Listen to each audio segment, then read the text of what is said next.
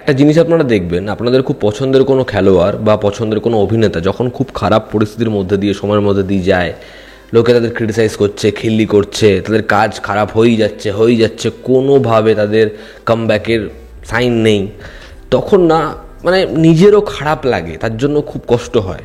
আমি বহুবার ভিডিওতে বলেছি যে আমি একটা লম্বা সময় অবধি অক্ষয় কুমারের ভীষণ বড় ফ্যান ছিলাম, এবং আজকেও কোথাও একটা গিয়ে তাকে নিয়ে খিল্লি হলে বা কিছু হলে নিজের আগে খারাপ লাগে, তারপর যেটা খারাপ সেটা তো বলতেই হয়, কারণ এখানে তো আমি শুধুমাত্র একজনের ফ্যান হিসাবে কিছু বলতে পারি না। তো রিসেন্টলি অক্ষয় কুমার এবং ভারদ্বাজ রঙ্গনের একটা ইন্টারভিউ হয়েছে, আমি এই ইন্টারভিউটা নিয়ে বহুবার কথা বলেছি। তো এই ইন্টারভিউতে অক্ষয় কুমারের কিছু স্টেটমেন্ট যেগুলো খুব ভাইরাল হয়েছে, এবং সেই স্টেটমেন্ট নিয়ে অক্ষয় কুমার কিছু লোকের পক্ষ থেকে খুব ভালো রিয়াকশন পেয়েছে, বাট ম্যাক্সিমাম অডিয়েন্স তার এই রকম কমেন্টগুলোকে নিয়ে খিল্লি করেছে। তো এই বিষয়পত্রগুলো নিয়ে আমরা কথা বলবো যে অক্ষয় কুমার এগুলো ঠিক বলেছে। অক্ষয় কুমার একটা পোর্শনে আমাদের ইথান হান্ট অর্থাৎ টম ক্রুজের এই যে মিশন ইম্পসিবল সেই সিরিজ নিয়ে কথা বলেছে, যে লোকে আমাকে বলে যে 50-55 দিনে শ্যুট করেছে। এই যে 50-55 দিনের ডেট, এটা অক্ষয় কুমার কোনো ডিরেক্টরের মাথায় বন্দুক ঠেকিয়ে তো দেয় না, সে বলেছে তার থেকে যত দিন চাওয়া হয় সে সেরকমই দিন দেয়। এবার মিশন ইম্পসিবলের জন্য এই যে সিরিজগুলো হয়েছে, প্রত্যেকটা সিরিজে সেখানে টম ক্রুজ 55 থেকে 60 দিন দিয়েছে, এমনটা অক্ষয় কুমার বলেন। তো অক্ষয় কুমার যদি হিন্দিতে সেরকমই দিন সংখ্যা দেয় তাহলে সমস্যা কী আছে? সে যদি বেশি দিন সংখ্যা দেয় তাহলে কি ছবি হিট করে যাবে? এটা অক্ষয় কুমারই বলেছে। সে তো বড়ে মিয়াঁ ছোটে মিয়াঁতে বেশি দিন সময় দিয়েছিল, আবার কোনো ছবিতে সে কম সময় দিয়েছে, সেই ছবিটা বক্স অফিসে ব্যাপক বিজনেস করেছে, 30 দিন সময় দিয়েছে।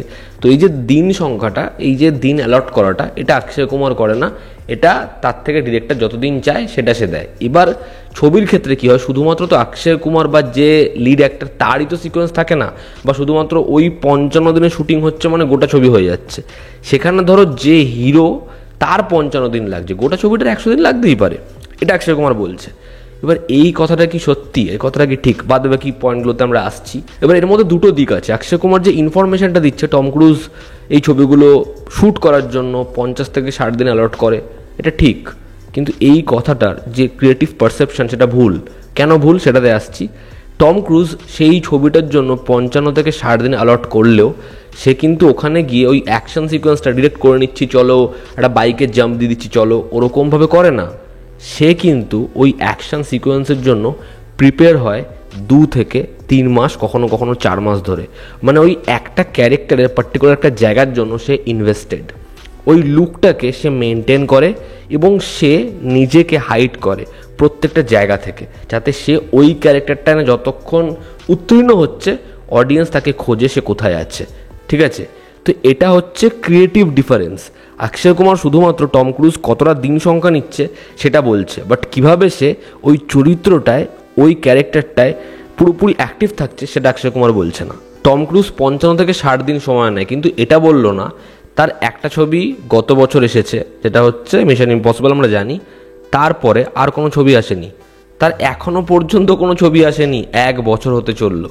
তাহলে এই যে একটা টাইম স্প্যান, ওটা থেকে আবার কবে দেখতে পাবো এটা কিন্তু অক্ষয় কুমার বললো না। শাহরুখ খানের এই যে কামব্যাক, শাহরুখ খানের এই যে বক্স অফিসে ফিরে আসা, তার আগে শাহরুখ খান কিন্তু একটা লম্বা সময় খুব খারাপ সময় দেখেছে। শাহরুখ খানের এই যে কামব্যাক হলো, পাঠান, জওয়ান, ডাঙ্কি, শাহরুখ খান কিন্তু নিজেও জানতো তার কামব্যাকটা কীরকম লেভেলে হচ্ছে। আপনি শাহরুখ খানের তার এই ছবিগুলোর অ্যানাউন্সমেন্ট হওয়ার আগে ইন্টারভিউ দেখুন, সে জানতো সে কীভাবে কামব্যাক করতে চলেছে, সে কতটা কনফিডেন্ট ছিল। আপনি অক্ষয় কুমারের ইন্টারভিউগুলো দেখুন, অক্ষয় কুমার যেখানে রামচরণের সাথে ইন্টারভিউতে আছে সেখানে অক্ষয় কুমার বলছে হ্যাঁ আমাদেরই ভুল হয়েছে, ছবি চলেনি। আবার একটা অন্য ইন্টারভিউ দেখুন যেখানে অক্ষয় কুমার বলছে তাহলে আমি কি করবো, আমায় তো কাজ করতে হবে, আপনি ইন্টারভিউ করেন না, ওই চ্যানেলটা তো চলছে না। তো অক্ষয় কুমারের কথার মধ্যে একটা কনফিউশন রয়েছে। সলমান খানের নেক্সট আপনি 5টা সিনেমা বলুন, আপনি বলতে পারবেন না, হাতে গুনে হয়তো সে 2-3টে ছবি করছে।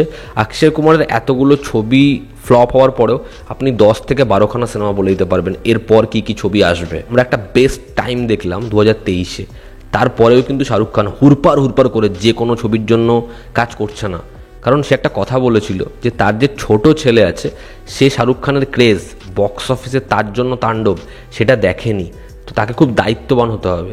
তো শাহরুখ খান এই যে কামব্যাকটা মেরেছে, এই যে বক্স অফিসের কিং সে হয়ে গেছে, সে আবার যে ছবিটা করবে খুব বুঝেই করবে, খুব ভেবেই করবে। এর পরেও এমন হতে পারে তার একটা ছবি চললো না, ছবি ফ্লপ হয়ে গেল, এমনটা হতেই পারে। বাট সে সেই ক্যারেক্টারটার জন্য সেই সময়টা দিচ্ছে, অ্যাটলিস্ট সেই ভাবনাটার জন্য সময়টা দিচ্ছে। আর ভাবুন অক্ষয় কুমারের এই যে সেম এফার্ট, সে একটা অ্যাকশন ফিল্ম করার জন্য 50 থেকে 60 দিন অ্যালট করলো, সেই ছবিটা সে করলো, ছবিটার কাজ শেষ করলো, ফাট করে সেটা কমেডি ছবি করে ফেলছে। তারপরেই ঠিক সেই ছবিটা 30 দিনের শুটিং শেষ হলো, সে ফাট করে একটা বায়োপিক করে ফেলছে। সেই ছবির পরিচালক পরবর্তী সময় বলছে যে অক্ষয় কুমার তো নিজের লুকই চেঞ্জ করেনি, সে তো আসল গোফই গজাতে পারেনি, সে তো নিজের চুল বড়ই করেনি। এবার আপনি অক্ষয় কুমারের পরপর 5টা ছবি দেখে নিন, দেখবেন প্রত্যেকটা ছবিতে অক্ষয় কুমারের লুকটা হয়তো একই রকম লাগছে। সে ফেক বিয়ার্ড পরে নিচ্ছে, সে মাথার ওপর পাগড়ি পরে নিচ্ছে, কিন্তু পরপর প্রত্যেকটা ছবি দেখে মনে হচ্ছে অক্ষয় কুমার তো একই রকম কাজ করে যাচ্ছে। অক্ষয় কুমার এই ইন্টারভিউতে আরও একটা কথা বলে যে যদি সে বছরে একটা করে ছবি করে, 4টে সিনেমা না করে, কি গ্যারেন্টি আছে যে তার ছবি বক্স অফিসে চলবে? এমন অনেকে আছে যারা একটা ছবি বহুদিন ধরে সময় নিয়ে করেছে, বাট তার সেই ছবি চলেনি। অক্ষয় কুমার একটা জিনিস বুঝতেই পারছে না, সেটা হচ্ছে অক্ষয় কুমার কীভাবে অডিয়েন্সের কাছে অ্যাভেলেবেল হয়ে গেছে।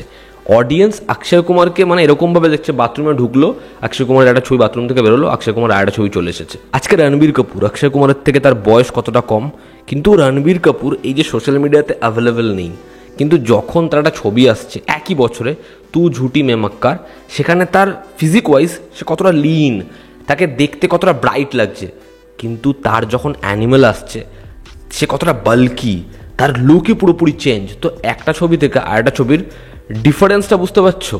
এবং সে কোনো জায়গাতে অ্যাভেলেবেল নেই সোশ্যাল মিডিয়াতে, ফলে অডিয়েন্সের তাকে দেখার জন্য একটা কিউরিসিটি আছে যে একে আমরা দেখতে চাই, এর পুরো ঘটনাটা কি। আর অক্ষয় কুমার তো তার ছবি প্রমোশন করার জন্য সেলফির রেকর্ড, এর সাথে ডান্সের রেকর্ড, সেগুলো সেই প্ল্যাটফর্মেই রেকর্ড বানাচ্ছে, কিন্তু বক্স অফিসে অডিয়েন্সকে জাস্ট দেখা যাচ্ছে না। আসলে অক্ষয় কুমার না বাদবাকিদের মতো কখনোই নয়।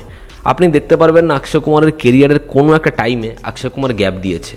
আপনি ঋত্বিক রোশনের দেখতে পারবেন, আপনি আমির খানের দেখতে পারবেন, শাহরুখ খানের তো দেখলেন, ইভেন সালমান খান যে বক্স অফিসে রাজত্ব করেছিল, কিন্তু সেও একটা টাইমে ভাবলো যে তার রিমেক ছবি কিন্তু চলছে না, সে যেখানকার ছবি রিমেক করুক সেটা লোকে দেখবে না, যে কারণে তার ভালো পরিচালকের সাথে লোকে টিউবলাইট দেখেনি।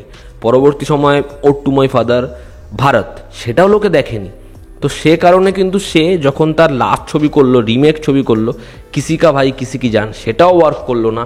ওয়ারএফের সাথে টাইগার 3 সেটা মোটামুটি একটা জায়গা অবধি ওয়ার্ক করলো, ব্যাপক বিজনেস করলো না। সালমান খানও কিন্তু ব্যাকফুটে আসলো, সেও কিন্তু ভাবলো যে কাদের সাথে কাজ করা উচিত, সে কিন্তু সেই পরিচালকদের সাথে ইনিশিয়াল প্ল্যান করলো। এরপরে সালমান খানের ছবিও খারাপ হতে পারে, বাট সালমান খানের যে অডিয়েন্সটা আছে না, সেটা একটা মিনিমাম ব্যবসা দিতে পারে, সেটা 125-30 কোটি টাকার ব্যবসা খুব খারাপ ছবি হলেও দেবে। কিন্তু অক্ষয় কুমার সেই লিমিটটাকে এমন জায়গায় নিয়ে গেছে যে এখন ছবি 25 কোটির বিজনেস করে লাইফ টাইমে। 16 থেকে যে স্ট্রিক সে মেনটেন করলো 2019 অবধি, পরপর কন্টেন্ট হিট, আর কারো ছবি চলছে না, বাট অক্ষয়ের ছবি চলছে। কিন্তু এখন এই যে কোভিডের পর যে পরিস্থিতি দাঁড়িয়েছে, সেটা কিন্তু আর আগের জায়গাতে যাবে না। এখন যে পরিস্থিতি দাঁড়িয়েছে, আমাদের কাছে শুধুমাত্র হিন্দি সিনেমার অপশন নেই, এক্সপোজার অনেক বেড়ে গেছে। হয়তো এই কথাটার কোনো গ্যারেন্টি নেই যে অক্ষয় কুমার যদি বছরে একটা ছবি করে, সেই ছবিটা বক্স অফিসে ব্যাপকভাবে সাফল্য আনবে, কিন্তু এই কথাটা অবশ্যই ভেবে দেখা দরকার যে অক্ষয় কুমারের একটা ব্রেকের দরকার আছে। অক্ষয় কুমারকে লোকে মিস করুক, এটা অক্ষয় কুমারের ফিল করানো উচিত। এখন রাজুকে অন্য কেউ প্লে করতে গেল, এই অডিয়েন্সরাই কিন্তু প্রতিবাদ করা শুরু করলো। তাহলে সেই অডিয়েন্স কেন সিনেমা হলে আসছে না, কেন তারা তাকে মিস করছে না? তার কারণ অক্ষয় কুমার প্রত্যেক সপ্তাহতেই পারলে সিনেমা নিয়ে চলে আসে। আজকে একটা RRR, একটা জওয়ান বা একটা কালকি, এই ছবিগুলো কখনোই 30 দিনে 40 দিনে বানানো সম্ভব নয়।